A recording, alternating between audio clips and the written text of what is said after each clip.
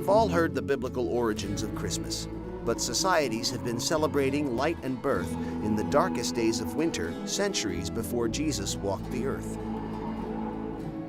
In the Norse country, this winter celebration was known as Yule. Around December 21st, the winter solstice, fathers and sons dragged evergreens indoors as reminders of life and set logs on fire as a promise of good fortune. Ancient Rome had its own December festivals. 1 week before the winter solstice, Romans began celebrating Saturnalia, an orgy of food and drink in honor of Saturn, the god of agriculture. Some Romans, particularly soldiers and government officials, also worshipped Mithra, the sun god. It is believed that to this small but powerful sect, the birthday of Mithra, December 25th, was the holiest day of the year.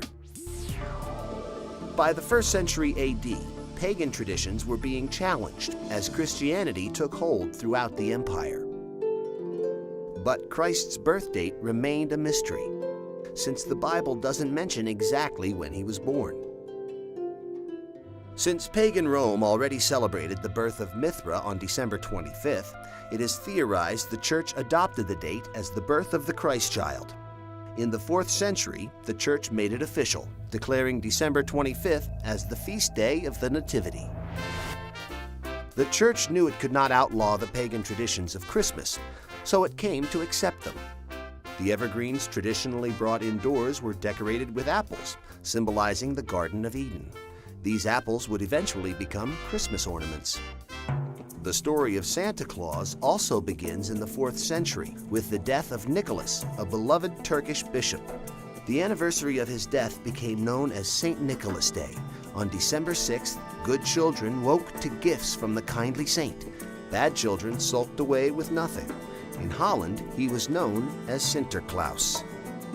1,500 years later in America, a seminary professor named Clement Clark Moore reimagined the legend of St. Nicholas. In 1822, Moore wrote a poem called The Night Before Christmas about a good-natured saint named Santa Claus, who was pulled by a group of reindeer and came down the chimney on Christmas Eve.